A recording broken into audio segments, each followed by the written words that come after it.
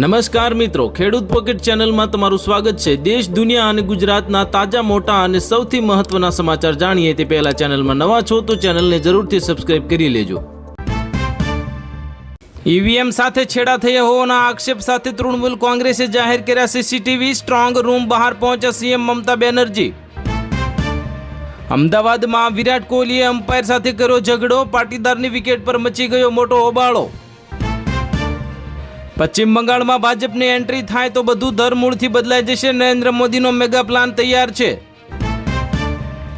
ખેડૂતોને આનંદો, હવે 1 જૂનથી ચોમાસુનું વિધિવત થશે આગમન, અંબાલાલ પટેલ અને આઈએમડી વિભાગની આગાહી જાહેર। મે મહિનામાં સ્કૂલ કોલેજો બંધ રહેશે, ગરમીના કારણે મોટાભાગની શાળાઓમાં ઉનાળુ વેકેશન જાહેર કરાયું, જૂનમાં ફરી શરૂ થશે। કેન્દ્ર સરકારની પ્રધાનમંત્રી કિસાન યોજનાનો 23મો હપ્તો ટૂંક સમયમાં જમા થશે। 13 મેના રોજ ખેડૂતોના ખાતામાં 2000 રૂપિયા આવશે। ખેડૂતો માટે ખુશ ખબર, સરકારે ખાતર પરની સબસિડી વધારી, ડીએપી અને યુરિયાના ભાવ નિયંત્રણમાં રાખવા નિર્ણય લેવાયો।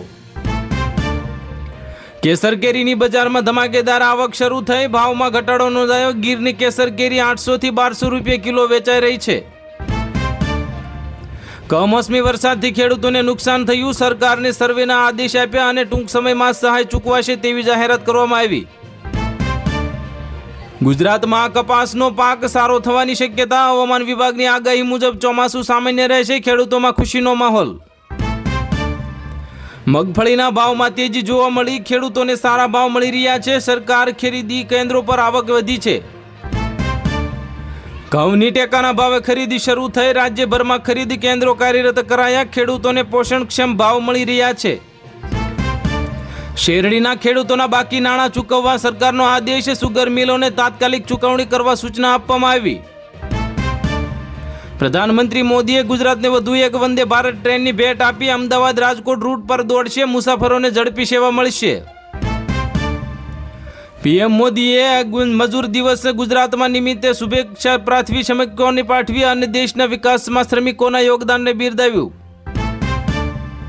ભાજપે ગુજરાત સ્થાનિક સ્વરાજ્યની ચૂંટણીમાં પ્રચંડ જીત મેળવી, પ્રધાનમંત્રી મોદીએ કાર્યકર્તાઓને અભિનંદન પાઠવ્યા।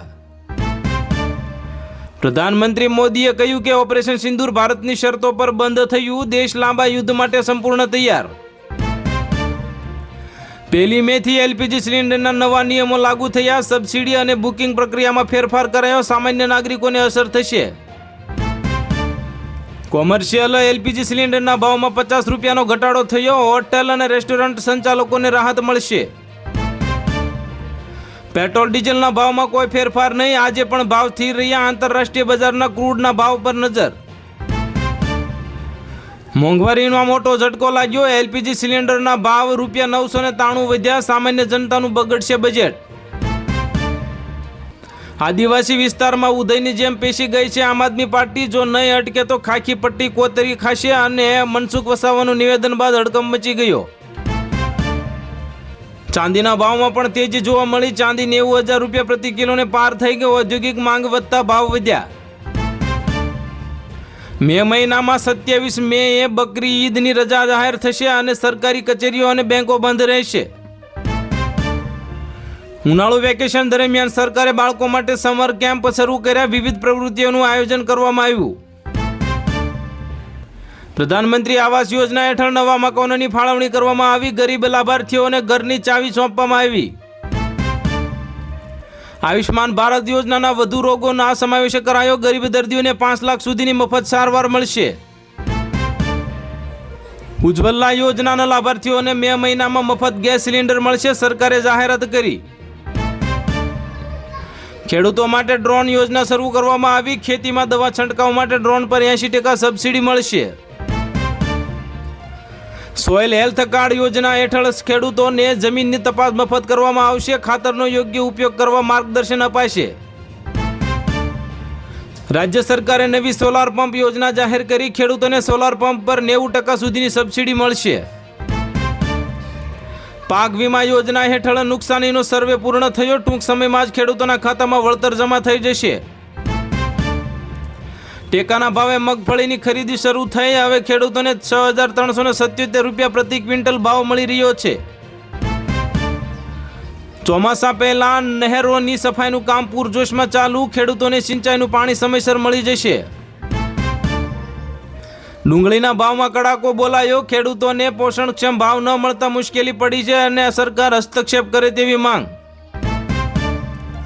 ટમેટાના ભાવમાં આસમાને પહોંચ્યા, છૂટક બજારમાં 80 રૂપિયા કિલો વેચાઈ રહ્યા છે ટમેટા, ગૃહિણીઓનું બજેટ ખોરવાયું. કેળાના પાકમાં રોગચાળો ફેલાયો, કૃષિ વિભાગે ખેડૂતોને સલાહ આપી દવાનો છંટકાવ કરવા સૂચના અપાઈ. રાજ્યમાં કેસર કેરીની નિકાસમાં વધારો થયો, વિદેશમાં ગુજરાતની કેરીની માંગ વધી, ખેડૂતોને સારા ભાવ મળ્યા. ભાજપે સ્થાનિક સ્વરાજ્યની ચૂંટણીમાં ઐતિહાસિક જીત મેળવી, પ્રધાનમંત્રી મોદી અને અમિત શાહે ગુજરાતની જનતાનો આભાર માન્યો. કોંગ્રેસની સ્થાનિક ચૂંટણીમાં કારમી હારનો સામનો કરવો પડ્યો, અનેક ગઢ ગુમાવ્યા, પક્ષમાં આત્મમંથન શરૂ થયું.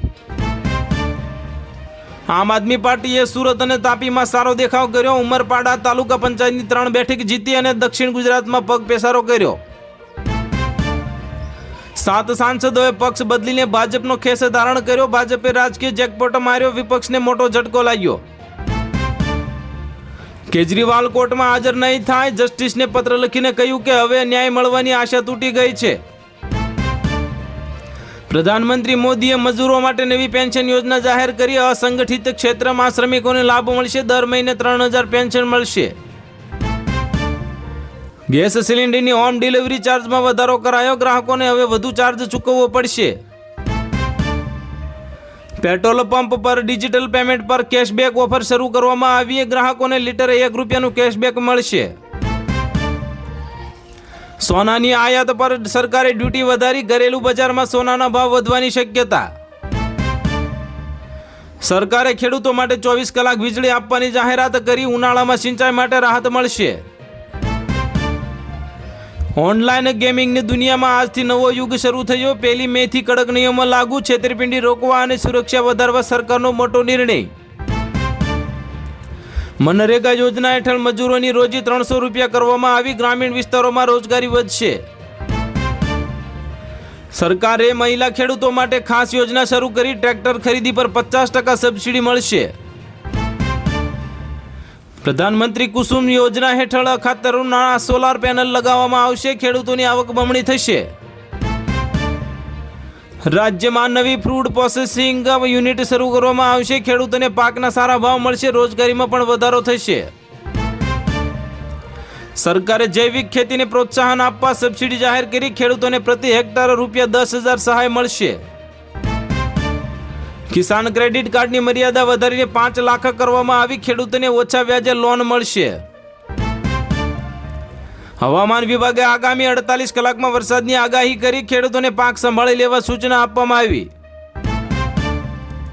સરકારે અનાજ સંગ્રહ માટે નવા ગોડાઉન બનાવવાની જાહેરાત કરી, ખેડૂતોના પાક બગડતો અટકશે. પીએમ મોદીએ મન કી બાતમાં ખેડૂતોના પ્રાકૃતિક ખેતીના પ્રયાસોને બિરદાવ્યા, દેશભરના ખેડૂતોને મોટી પ્રેરણા મળી. રાજ્યમાં નવી ડેરી યોજના શરૂ થઈ, પશુપાલકોને દૂધના વધુ ભાવ મળશે, બોનસ આપવાની પણ જાહેરાત કરવામાં આવી. સરકારે ખેડૂતો માટે મફત વીજ જોડાણ યોજના લંબાવી, હવે ખેડૂતો વધુને વધુને લાભ મેળવવા પાત્ર થશે. તો હાલ માટે એટલું જ, મળીશું નવી અપડેટ સાથે. જો વિડીયો પસંદ આવતા હોય તો વિડીયોને કરી દેજો લાઈક અને ચેનલમાં નવા હોય તો ચેનલને કરી દેજો સબસ્ક્રાઈબ.